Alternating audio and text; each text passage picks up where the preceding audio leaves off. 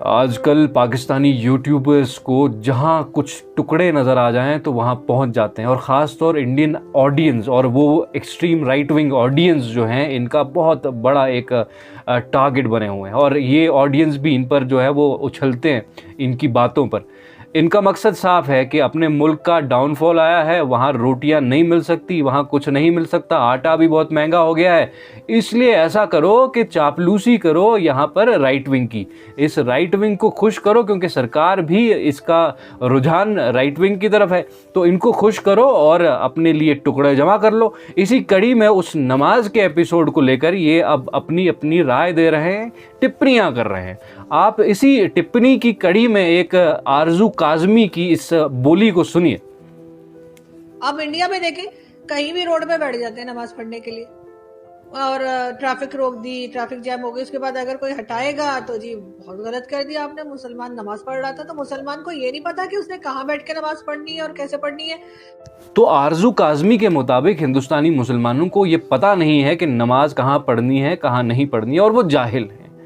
तो आरजू काजमी उस बात को मानती है, इत्तेफाक रखती है कि मुसलमान यहाँ का जाहिल है और खामखा कहीं पे भी सड़क पे जाए नमाज खोल कर नमाज पढ़ना शुरू कर देता है, या मस्जिद खाली रहती है और वो सड़कों पे नमाज पढ़ता है। आरजू काजमी को ये लगता है। इसके साथ साथ एक और साहब इसके साथ बैठे हैं, इसका नाम वसीम अल्ताफ है, और इसकी भी बोली आप एक मरतबा सुन लीजिए। हम डिफाई कर रहे हैं जी, सड़कों ते खलो गए असी, सानू कोई हटा के दिखाए, कर लो जो करना है, जो करना है कर लो, हम तो यहाँ पे खड़े होके पढ़ेंगे। इवन यूरोप में यूरोप की सड़कों पे खड़े हो जाते हैं, दरमियान में सड़क। तो इस नाम निहाद सहाफ़ी या कहूँ कि राइट विंग के चापलूस के मुताबिक जो है यहाँ पर मुसलमान हट दर्मी पे आए हैं, और हट दर्मी पर मुसलमान इस कदर आए हैं कि वो कहते हैं कि हम सड़क पे नमाज पढ़ने आ गए हिंदुस्तान में। इसके मुताबिक हम सड़क पे नमाज पढ़ने आए, जो करना है करो, हम खड़े हो गए, हम यहीं पे नमाज पढ़ेंगे। इसके मुताबिक ऐसा कुछ है। और ये वही उसी मुल्क के लोग हैं जो पिछले 70 साल से ये बोलता आ रहा है कि हिंदुस्तान में जो मिनॉरिटीज़ हैं उसके साथ जुल्म और ज़्यादती हो रही है। ये उसी के लोग हैं, ये वही उसी मुल्क के लोग हैं, लेकिन ये वो मुनाफिक लोग हैं जिनको आइडेंटिफाई करना इस मुल्क के सिंसियर लोगों को भी ज़रूरी है। क्योंकि अगर आज आप इनको इग्नोर करेंगे ना, तो ये कल को जो है आपकी तरफ आपकी भाषा बोलेंगे। कहीं आपका जो है जवाल ख़त्म होने को ज़रा लगा कि जवाल ख़त्म होने वाला है, तो ये आपकी तरफ हो जाएंगे, फिर से जो है हिंदुस्तान को या पड़ोसियों को कोसने लगेंगे। लेकिन इनकी मुनाफिकत देख के हैरत होती है कि चंद एक टुकड़ों के लिए तुम इस कदर जो है जलालत पे उतर आते हो, गलाजत पे उतर आते हो। क्या तुम्हें पता नहीं माइनॉरिटीज़ के साथ तुम्हारे मुल्क में क्या कुछ हो रहा है? क्या तुम्हें पता नहीं कि तुम्हारे मुल्क ने माइनॉरिटीज़ की क्या हालत कर दी? क्या तुम्हें पता नहीं कि तुम्हारे दूसरे पड़ोसी बांग्लादेश ने माइनॉरिटीज़ की क्या हालत कर दी? क्या तुम्हें ये पता नहीं कि ये मुसलमान सड़कों पे मजबूरन नमाज पढ़ते हैं, ये जुमे की नमाज पढ़ते हैं? क्या तुम्हें पता नहीं हिंदुस्तान की गंगा जमुना तहजीब के चलते ये सब होता आया था?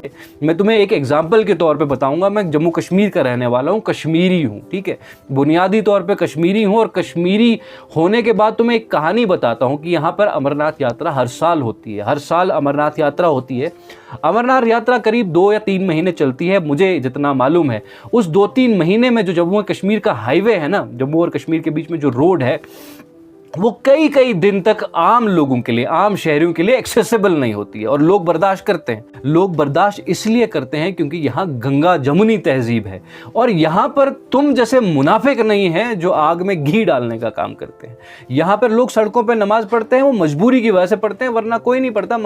मस्जिदें भर जाती हैं, जुमा के रोज़ कहीं नमाज जाके सड़क पे कोने में पढ़ लेती है। वो भी एडमिनिस्ट्रेशन इन्वॉल्व होता है, पूरा सिस्टम, मशीनरी इन्वॉल्व होती है। जिस तरह से कई दिनों तक यात्रा चलती है सड़कों पर, कई हाईवेज ब्लॉक होते हैं, एक्सप्रेसवेज पे यात्राएं चलती हैं, वहाँ ब्लॉक होते हैं, बहुत कुछ होता है, बहुत सारा एक दूसरे को देखकर टॉलरेंस होता था। लेकिन अब जो तुम्हारे बाप यहाँ पर बैठे हैं, उन बापों को खुश करने के लिए और चंद टुकड़ों के लिए जो तुम मुहिम छेड़े बैठे हो ना, ये मुहिम जो है ना ज़्यादा देर नहीं चलने वाली। हिसाब मिलेगा, हिसाब देना है, एक दिन तुमको हिसाब चुकाना पड़ेगा, और मुझे यकीन है कि तुम्हारे मुल्क में ही तुम्हारा हिसाब होगा, क्योंकि तुमने अपने मुल्क के साथ साथ जो है हिंदुस्तानी मुसलमानों के लिए भी जो मोर्चा खोला है ना, इनके खिलाफ, तुमको इसकी कीमत ज़रूर चुकानी पड़ेगी।